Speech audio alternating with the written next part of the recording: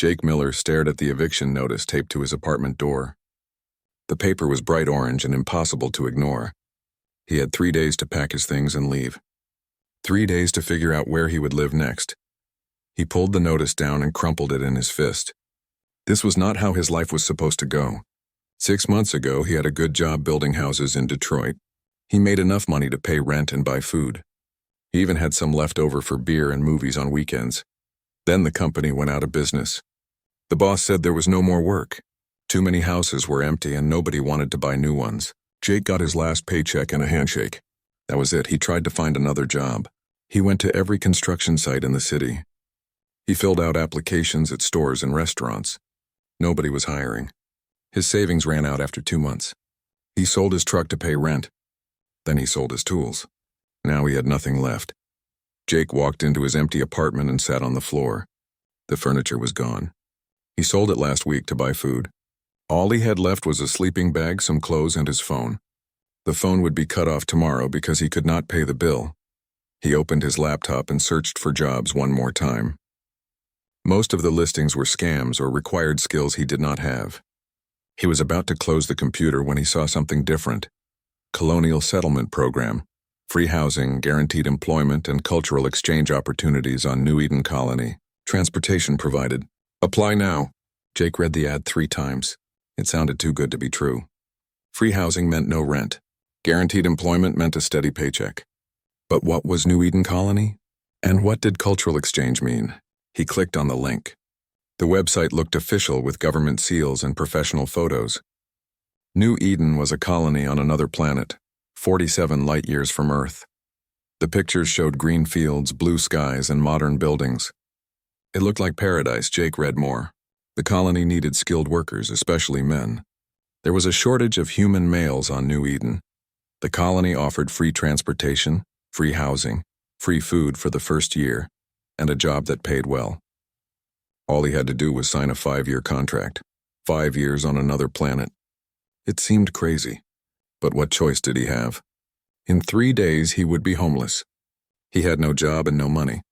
His family lived far away and could not help him. His friends were struggling just like he was. Jake found the address for the recruitment office. It was downtown, not far from his apartment. He decided to go there in the morning and ask questions. If it was real, maybe it was his way out of this mess. The next morning, Jake put on his best clothes and walked to the recruitment office. The building was new and clean. A sign by the door said, Colonial Administration, New Eden Settlement Program.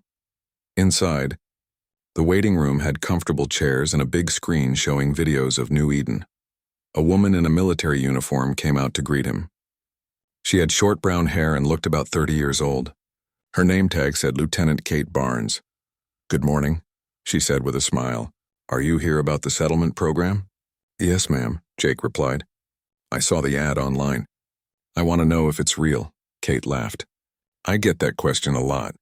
Yes, it's very real. Please come to my office and I'll explain everything. Jake followed her down a hallway lined with more pictures of New Eden. Kate's office was small but neat. She had a computer, some papers, and a model of a spaceship on her desk. Tell me about yourself, Kate said as she pulled up a form on her computer. Jake told her about losing his job and his apartment. He explained his construction experience and his willingness to work hard. Kate typed notes as he talked. You sound like exactly what we need, she said. Let me tell you about New Eden. Kate explained that New Eden was established 15 years ago through an alliance with 2 alien species. The Zephyrians were tall and graceful with blue skin. The Corvani were shorter and stronger with natural armor. Both species were friendly and wanted to work with humans. The colony is successful, Kate continued.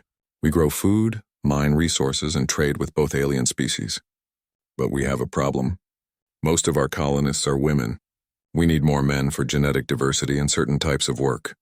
What kind of work? Jake asked. Construction mainly. Building new settlements as the colony grows. Your experience would be very valuable. Jake thought about it. What about the cultural exchange part? Kate's smile got bigger. That's the best part. You'll live with alien partners who will teach you about their cultures. They're eager to learn about human culture too. It's a great opportunity to make friends and learn new things.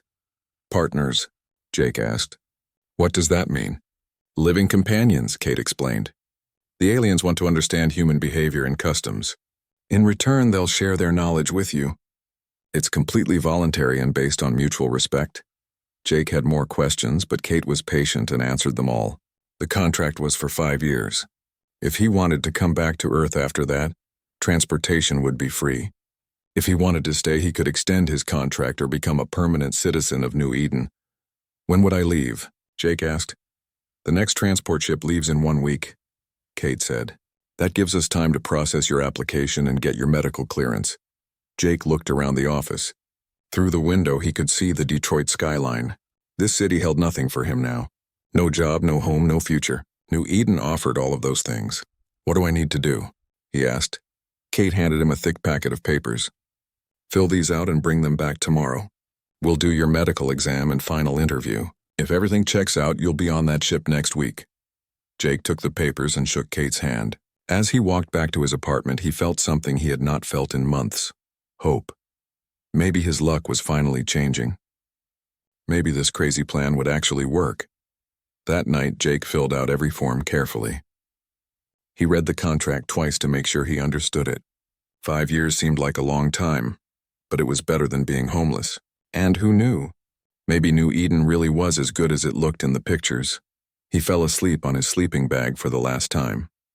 Tomorrow he would take the first step toward a new life among the stars. The transport ship New Horizon touched down on New Eden's landing pad with a gentle thud. Jake pressed his face to the small window and stared in wonder. The sky was purple instead of blue, and 2 moons hung in the afternoon light. Strange trees with silver leaves grew everywhere, and the air looked clean and fresh. Would you look at that, said Pete Rodriguez, the man sitting next to Jake. Pete was a mechanic from Chicago who had also lost his job. They had become friends during the 3-month journey from Earth. It's like something from a movie. Jake nodded. After months of looking at metal walls and recycled air, New Eden looked like paradise. The landing pad was surrounded by buildings that seemed to grow from the ground itself. They were made of some white material that gleamed in the alien sunlight. The ship's captain announced that they could leave. Jake grabbed his small bag of belongings and followed the other passengers down the ramp. The air smelled like flowers and rain. It was warm but not hot, with a gentle breeze that felt good on his skin. A woman was waiting for them at the bottom of the ramp. She was Asian and wore a blue uniform with gold trim. Her name tag said Administrator Lisa Chang. Welcome to New Eden, she said with a warm smile. I know the journey was long, but you're here now. This is going to be your new home. Jake looked around at the other new arrivals. There were about 30 men, all looking as amazed as he felt. Some were young, some were older. All of them had the same story. No job, no money, no future on Earth. Please follow me to the orientation center, Lisa said. We have a lot to show you. They walked along a path made of smooth stones. Jake saw his first aliens working in gardens nearby. The Zephyrians were tall and thin with pale blue skin and silver hair. They moved like dancers, graceful and smooth. The Corvani were shorter and broader with bronze-colored skin that looked like natural armor. Both groups waved at the new arrivals in a friendly way. The orientation center was a large, round building with windows that went from floor to ceiling. Inside, Jake could see more of the colony. There were farms in the distance where both humans and aliens worked together. Flying vehicles moved silently through the air. Everything looked peaceful and well-organized. Lisa stood in front of a large screen and began her presentation. New Eden has been home to humans for 15 years, she said. We came here as part of an alliance with the Zephyrians and Corvani. Together, we've built something special. The screen showed pictures of the colony's growth over the years. What started as a small settlement had grown into a thriving community. There were farms, factories, schools, and research centers. The 3 species worked together on everything. You're here because we need your skills, Lisa continued. But more than that, we need your perspective. Humans bring something unique to this alliance. Creativity, adaptability, and the ability to solve problems in new ways. Jake raised his hand. What exactly will we be doing? Each of you will be assigned work based on your skills and interests, Lisa explained. Jake, you'll be working on the expansion project. We're building new settlements as our population grows. Your construction experience will be very valuable. That sounded good to Jake. He had always enjoyed building things. You'll also be part of our cultural exchange program, Lisa said. Each of you will be paired with alien partners who want to learn about human culture. In return, they'll teach you about their worlds and their knowledge. A man in the back raised his hand. Partners. What does that mean exactly? Lisa's smile became warmer. Living companions. The Zephyrians and Corvani are very interested in how humans live, think, and solve problems. You'll share a home with them and learn from each other. Many of our earlier colonists have formed deep friendships through this program. Jake felt a little nervous about that. He had never met an alien before today, but everyone here seemed friendly enough. After the orientation, they were taken to see their new homes. Jake's house was on the edge of the main settlement, surrounded by the silver-leaf trees. It was bigger than his old apartment and looked like it had been grown rather than built. The walls were smooth and white, and the windows were large and clear. Inside, the house was furnished with comfortable chairs, a big bed, a kitchen with advanced appliances, and a living room with a view of the mountains. Everything was clean and new. Jake had never lived anywhere so nice. Your partners will arrive tomorrow, Lisa told him. Take today to rest and explore. The food replicator in your kitchen is programmed with human meals, and there's a communication device if you need help. After Lisa left, Jake explored his new home. The bathroom had a shower that used some kind of energy field instead of water. The bedroom had a bed that adjusted to his body when he lay down. The kitchen could make any food he asked for hot and ready in seconds. That evening, Jake sat on his front porch and watched the two moons rise. Other new arrivals were exploring too. Pete lived in the house next door and came over to talk. This place is incredible, Pete said. My house has technology I've never seen before. And did you see those flying cars? Jake nodded. It's almost too good to be true. I keep waiting for someone to tell me there's a catch. Maybe there isn't one, Pete said. Maybe we just got lucky. The next morning, Jake was eating breakfast when someone knocked on his door. He opened it to find two aliens standing on his porch. One was a Zephyrian female with long silver hair and violet eyes. The other was a Corvani female with bronze skin and intricate patterns etched into her natural armor.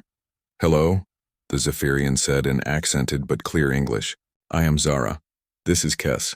We are your cultural partners. Jake stared for a moment, then remembered his manners. I'm Jake, please come in.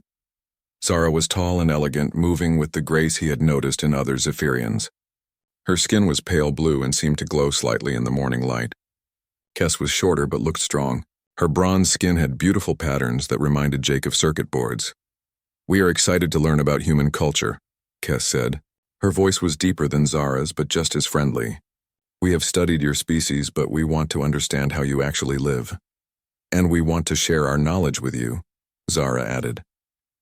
I study the plants of this world. Kes is an engineer who works with our most advanced technology. Jake poured coffee for everyone and they sat in his living room. The conversation was awkward at first. Jake did not know what to say to beings from other worlds, but Zara and Kes were patient and kind. They asked simple questions about his life on Earth and listened carefully to his answers. You built structures with your hands? Zara asked, fascinated. Among my people, we grow our buildings using modified plants.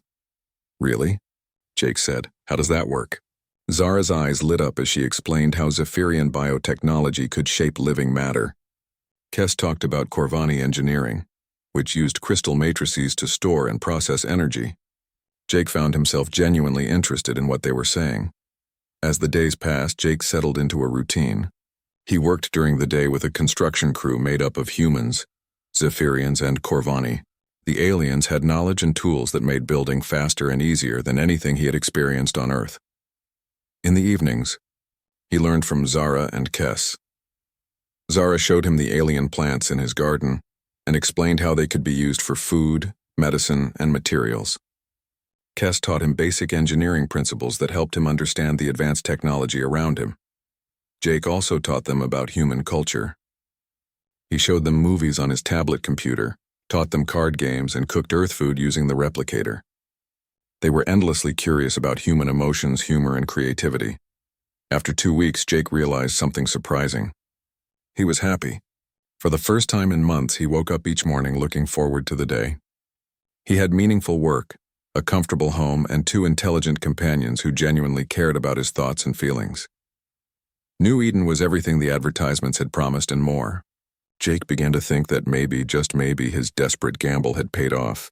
He had found not just a new job and a new home, but a new life among the stars. The only thing that puzzled him was how perfect everything seemed. But Jake pushed those thoughts away. After all the bad luck he had experienced on Earth, maybe he was due for some good luck. Maybe New Eden really was paradise. Jake had been on New Eden for 2 months when he started noticing strange things. Small things at first easy to ignore, but they began to add up. The supply ship from Earth was supposed to arrive every 6 weeks. It was now 8 weeks late. When Jake asked Administrator Chang about it, she said there had been delays but gave no details. Her smile seemed forced, not as warm as before. Communication with Earth was also limited.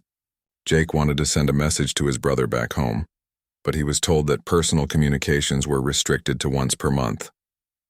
The reason given was bandwidth limitations, but Jake had seen the advanced technology on New Eden. He found it hard to believe they could not handle more messages. Then there were the other colonists.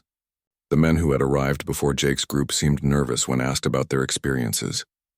They would change the subject or make excuses to leave. Jake tried to talk to a man named Carl who had been on New Eden for 3 years, but Carl just mumbled something about doing what's necessary and walked away quickly. Jake was working on a new housing complex when he met another earlier colonist named Danny. Danny had been on New Eden for 2 years and worked as a technician. Unlike the others, he seemed willing to talk. "You seem happy here," Danny said as they took a break from work. "I am," Jake replied. "This place is amazing. Much better than Earth." Danny nodded but looked thoughtful. "Yeah, it's nice. Really nice. Sometimes I wonder if it's too nice, you know?" "What do you mean?" Danny looked around to make sure no one was listening. "Haven't you noticed how perfect everything is? Perfect weather, perfect food, perfect housing. Even our alien partners are perfect. Beautiful, intelligent, interested in everything we do." Jake felt uncomfortable. "What's wrong with that?" "Maybe nothing," Danny said. "But I've been thinking about something. Have you noticed how many children are around the colony? Human-alien hybrid children?" Jake had noticed. There were quite a few mixed children playing in the parks and going to school. "The families seem happy," he said. "Oh, they are," Danny agreed. "That's what worries me. Everything here is designed to make us happy and comfortable.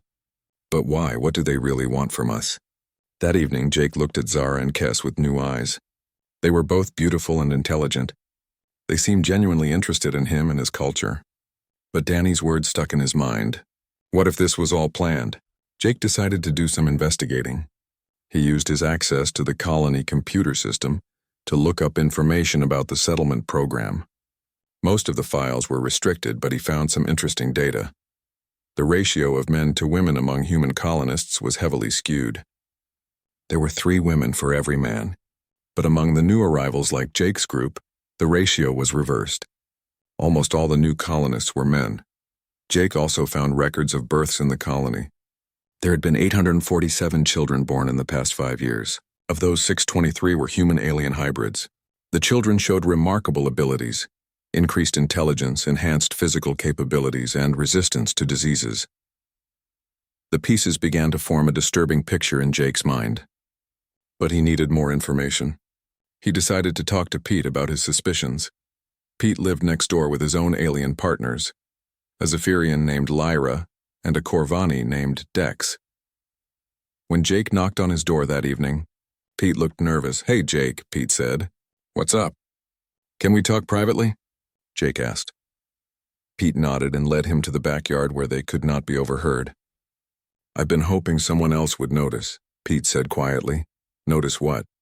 "The same things you're probably thinking about," Pete replied.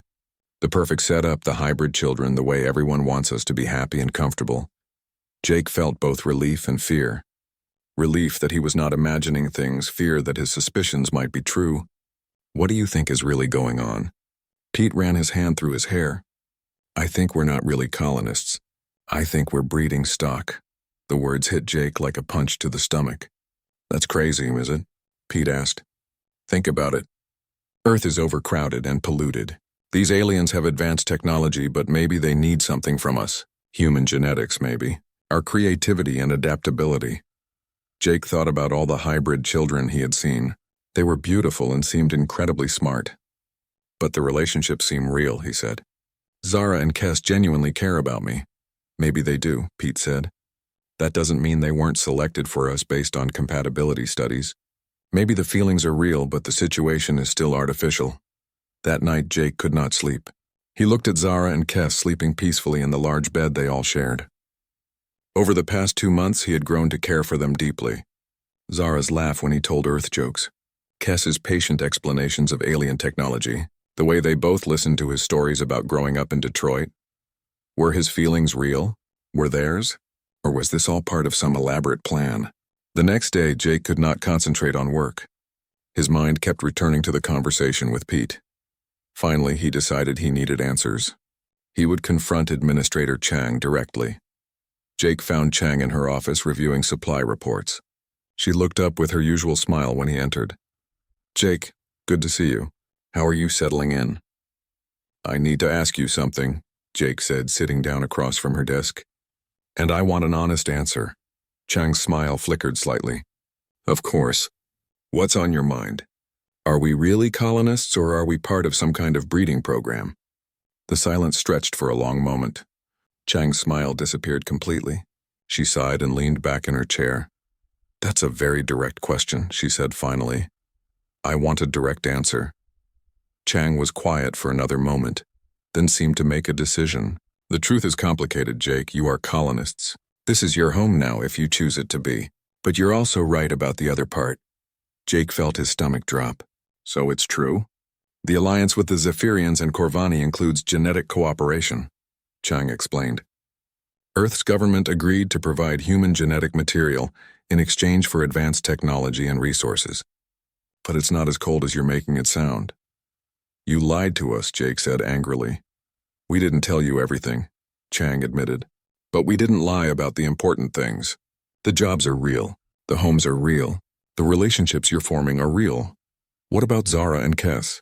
Were they assigned to me? Chang nodded slowly. They were selected based on compatibility assessments. But Jake, they volunteered for the program. They wanted human partners just as much as you needed a new life. Jake stood up, feeling betrayed and confused. I need to think about this. Jake, wait, Chang called as he headed for the door. I know this is a shock, but consider what you have here. You have a home, meaningful work, and people who care about you. The children being born here represent the future of 3 species working together. It's something beautiful, not something to be ashamed of. Jake left without responding. He walked through the colony, seeing everything differently now. The beautiful buildings, the happy families, the advanced technology. It was all part of a deal made by governments and alien leaders. A deal that no one had bothered to explain to the people actually living it. But as he walked, Jake also thought about his life before New Eden. The eviction notice. The empty refrigerator. The night spent wondering where he would sleep. The feeling that he had no future and no purpose. Now he had all of those things. The question was whether they meant anything if they were built on deception. That evening, Zara and Kes were waiting for him when he got home. They could see that something was wrong. Jake, you seem troubled, Zara said gently. We spoke with Administrator Chang, Kes added. She told us you learned about the alliance agreement. Jake looked at them both. 2 beings from other worlds who had somehow become important to him. Did you know? When you first came here, did you know why you were really selected? Zara and Kes exchanged a look. Yes, Zara said softly. We knew about the genetic cooperation program. But we also knew we wanted to understand humans better, to live with one and learn from one. The program brought us together, Kes said. But what we feel for you grew naturally. It was not programmed or forced. Jake sat down heavily in his chair. He wanted to be angry. But looking at Zara and Kes, he found it difficult. They had been honest now when he asked directly. And they had shown him nothing but kindness and genuine affection. I don't know what to think, he said finally. Think about what you want, Zara suggested. Not what others decided for you, but what you choose for yourself now that you know the truth. Jake nodded. That was exactly what he needed to figure out. What did he want now that he knew the whole story?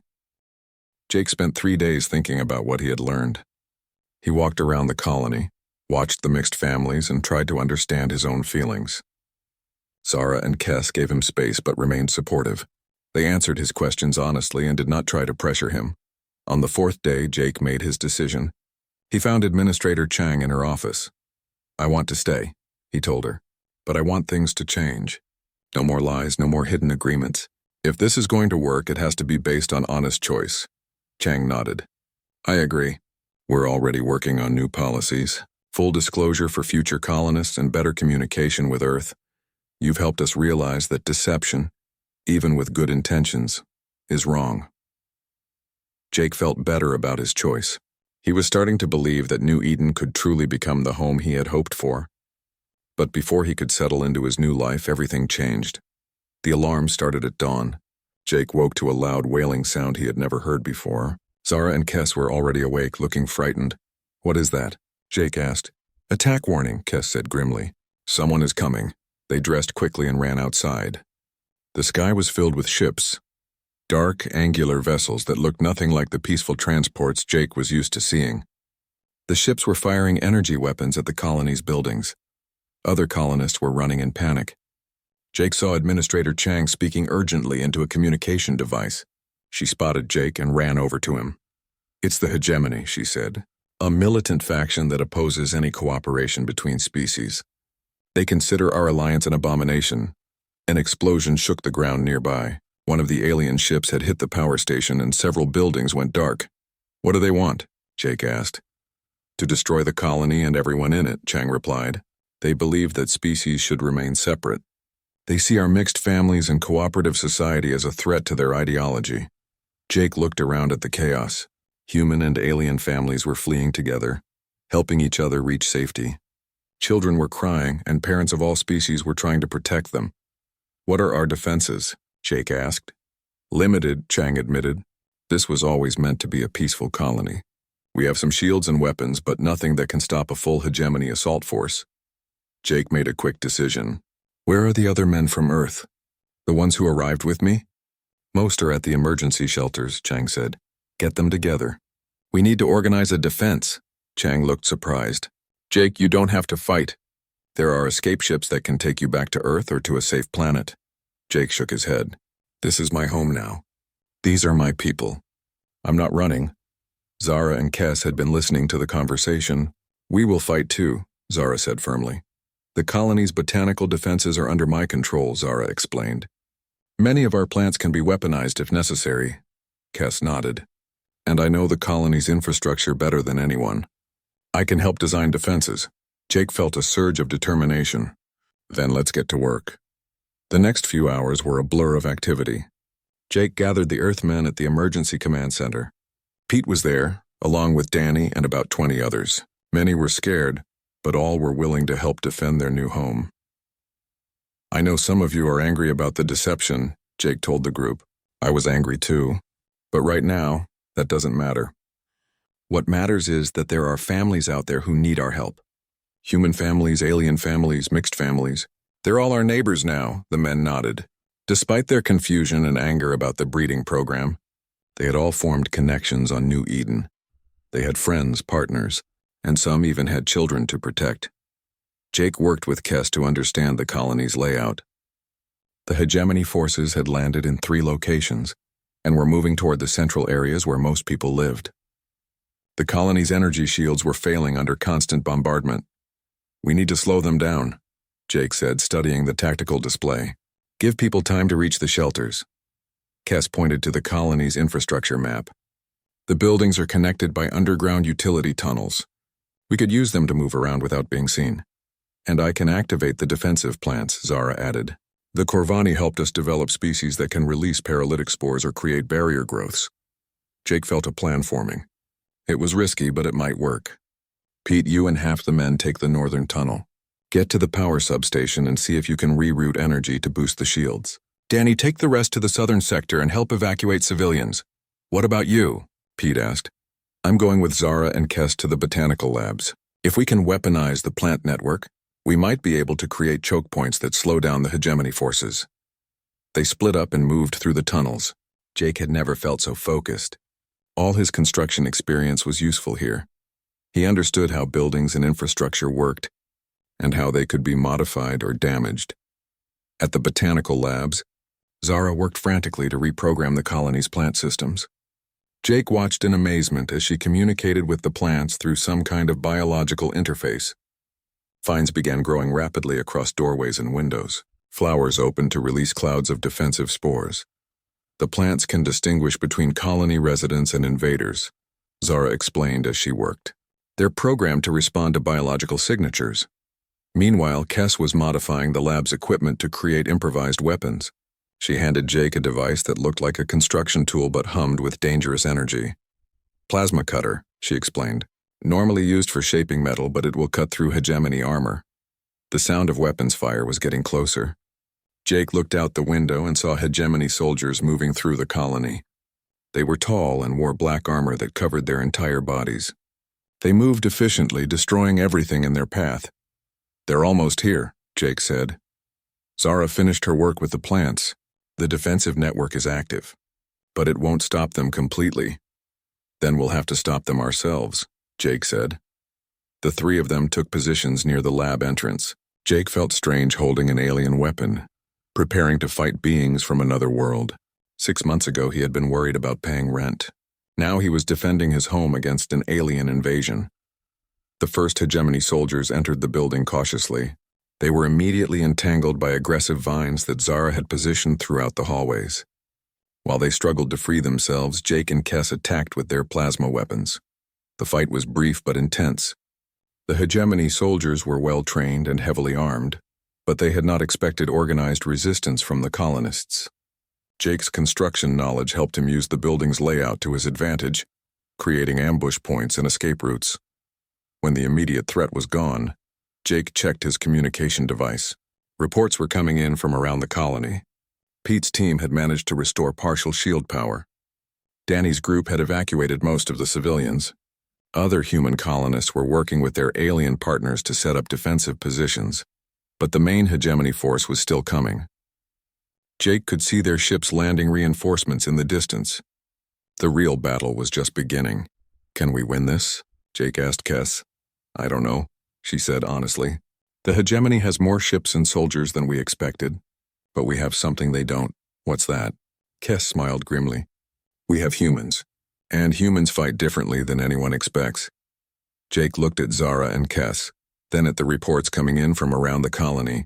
Humans, Zephyrians, and Corvani were working together in ways he had never imagined. They were sharing knowledge, combining technologies, and creating new tactics on the fly. Maybe Kess was right. Maybe humanity's greatest strength was not any one ability, but the capacity to adapt and work with others, to find new solutions when the old ones failed. Jake picked up his weapon and checked the charge. Then let's show them how humans fight. The battle for New Eden lasted 3 days. Jake learned that humans had a reputation among alien species for being unpredictable in combat.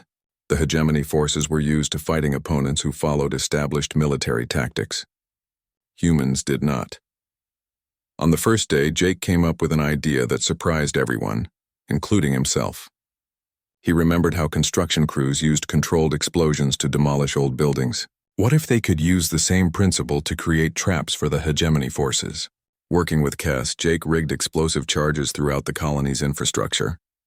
Not to destroy buildings, but to redirect the hegemony forces into areas where Zara's weaponized plants could overwhelm them. When the enemy soldiers tried to advance through what looked like safe corridors, they found themselves trapped in dead ends filled with paralytic spores. This is insane, Pete said over the communication system. You're using construction techniques as military tactics. It's working, though, Jake replied as he watched another squad of hegemony soldiers get caught in one of his traps. On the second day, the hegemony commanders began adapting to the colonists' unconventional tactics. They started using flying units to bypass the ground-level traps. That was when Danny had his breakthrough. Danny had been working in the colony's communications center trying to coordinate the defense. He discovered that the hegemony ships used a centralized command system. If they could capture the command frequencies, they might be able to disrupt the entire attack. The problem is getting close enough to their command ship, Danny explained to Jake and the other defenders. It's heavily shielded and protected by fighter escorts. Jake studied the tactical display. The command ship was hovering over the colony's main plaza, directing the ground assault. It seemed impossible to reach. Then Jake had another crazy idea. What if we don't go to the ship? What if we bring the ship to us? He explained his plan. The colony had several large industrial plants that processed resources from the planet's surface. These plants had powerful magnetic systems used to separate different materials. If they could modify those systems and coordinate them properly, they might be able to create a magnetic field strong enough to pull the command ship down. That's completely insane, Chang said when Jake proposed the idea. Even if it works, the ship could crash anywhere in the colony. Not if we control where it crashes, Jake said. He pointed to the old mining area outside the main settlement. It's mostly empty space with good access. If we can guide the ship down there, we can capture it intact. The plan required precise coordination between human engineering knowledge and alien technology. Kess worked with her people to modify the magnetic systems. Zara used her plants to create a clear landing zone. Jake and Pete rigged additional charges to ensure the ship would land where they wanted it to. The magnetic trap worked better than anyone expected. The hegemony command ship was pulled down from the sky like a toy drawn to a magnet. It crashed in the designated area, damaged but not destroyed. More importantly, Danny was able to access their communication systems and send a surrender message to the remaining hegemony forces. But the biggest breakthrough came on the third day, and it was not a military victory. It was a diplomatic one. Among the captured hegemony officers was a commander named Vorthak. Unlike the others, he seemed willing to talk. Jake found himself in the strange position of interrogating an alien military leader. "Your tactics make no sense," Vorthak told Jake. "You fight like you are building something instead of destroying it." "Maybe that's the difference," Jake replied. "We're not trying to destroy anything. We're trying to protect what we've built." Vorthak was quiet for a moment. "You speak of building, but you are contaminating the genetic purity of multiple species. This alliance corrupts the natural order." Jake thought about the children he had seen playing in the colony's parks. Human children, alien children, and mixed children all playing together. They were smart, creative, and kind. They represented something new and hopeful. "Have you seen the children?" Jake asked. "The ones born from our alliance?" "I have seen the abominations," Vorthak said coldly. "They're not abominations. They're the future. Stronger, smarter, more adaptable than any of us. They're proof that cooperation works better than isolation." Jake called for Zara and Kess to join the conversation. He also asked Chang to bring some of the colony's mixed families. Vorthak watched as human and alien parents worked together to comfort frightened children. He saw Zephyrian scientists sharing knowledge with human engineers. He observed Corvani builders working alongside human construction crews. "This is not conquest," Jake explained. "This is partnership. We're not trying to replace anyone or dominate anyone. We're trying to create something better than what any of us could achieve alone." Slowly, Vorthak began to ask questions instead of making accusations. He wanted to understand how the alliance actually worked. Jake, Zara, and Kess spent hours explaining the colony's structure, the voluntary nature of the partnerships, and the benefits that all species had gained. The breakthrough came when Vorthak met a young mixed child named Alex. Alex was half human, half Zephyrian, with his mother's silver hair and his father's brown eyes. The boy was only 6 years old, but he could speak 3 languages and had an intuitive understanding of both human and alien technology. "What do you want to be when you grow up?" Vorthak asked the boy. "A bridge builder," Alex replied without hesitation. "I want to build bridges between worlds so people can visit each other and be friends." That simple answer from a child seemed to affect Vorthak more than any military argument. Jake saw something change in the alien commander's expression. Over the next several hours, Vorthak negotiated with his own forces. He convinced many of them to lay down their weapons and talk instead of fight. Some hegemony soldiers refused and had to be captured, but others began to listen. The fighting ended not with a great battle, but with a conversation. Representatives from the hegemony agreed to visit New Eden as observers. They would study the colony and report back to their leaders about what they found. "This is not a defeat," Vorthak told Jake as the hegemony forces prepared to leave. "This is an education. You have shown us something we did not expect to see, War." "What's that?" Jake asked. "That different species can work together without losing what makes them unique. That cooperation can create strength instead of weakness." In the weeks that followed, New Eden began to rebuild. The damage from the battle was repaired quickly, with humans, Zephyrians, and Corvani working together more closely than ever before. The crisis had proven that their alliance was based on more than just convenience or government agreements. It was based on genuine caring and mutual respect. Jake found himself in a leadership role he had never expected. Administrator Chang asked him to help establish new policies for the colony. The breeding program was restructured to be completely voluntary and transparent. New colonists would be told everything before they agreed to come to New Eden.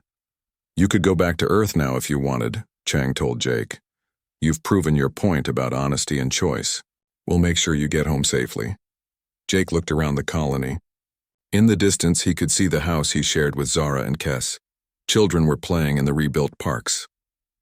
Construction crews were working on new buildings that would house the next wave of colonists, people who would come to New Eden knowing exactly what they were choosing. "This is home," Jake said simply. "Earth was where I came from, but this is where I belong." 6 months later, Jake received a message from his brother back on Earth.